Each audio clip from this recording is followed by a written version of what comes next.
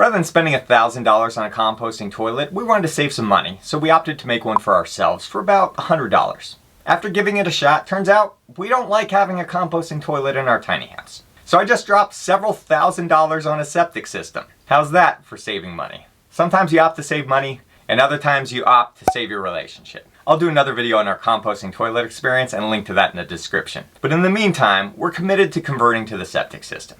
I'll give an accounting breakdown at the end of this video in case you're curious about what this project cost.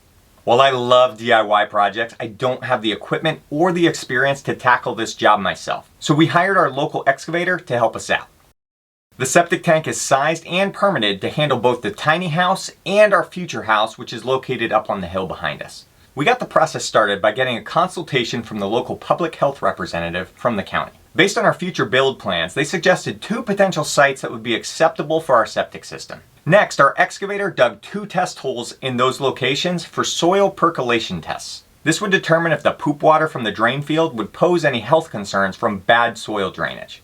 This part was important to us financially as well, because it determines the type of septic system you need to install. A gravity-fed septic system is the standard system. However, if your soil doesn't pass the percolation test, you may be required to install a pressurized system, which generally costs twice as much.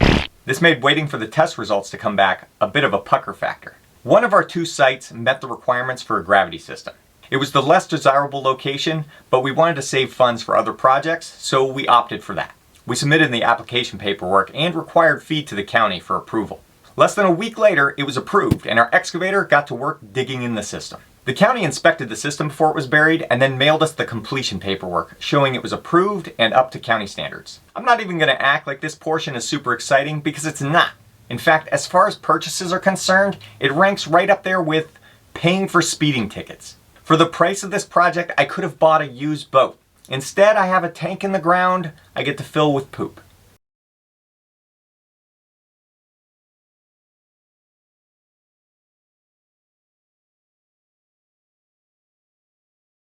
That being said, we are now one step closer to making the homestead dream a reality, and that is definitely something I'm happy about.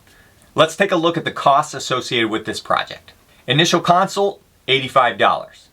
Test holes, $867. Septic application fee, $525. Septic installation, $7,998. Not having to deal with a composting toilet, priceless. There are some things money can't buy, and for everything else there is your checkbook, because in a small town they still use checks for everything. I have written more checks on this project than I have in the last 10 years of my life. Jokes aside, the final total came out to be $9,475. If you enjoyed this video, consider subscribing to my channel and follow along as we create a permaculture homestead and attempt to live a more sustainable lifestyle. I try to post new videos every week, but in the meantime, check out some of my other videos like how I built my tiny house or the road we just added to the homestead. There are links to those videos in the description.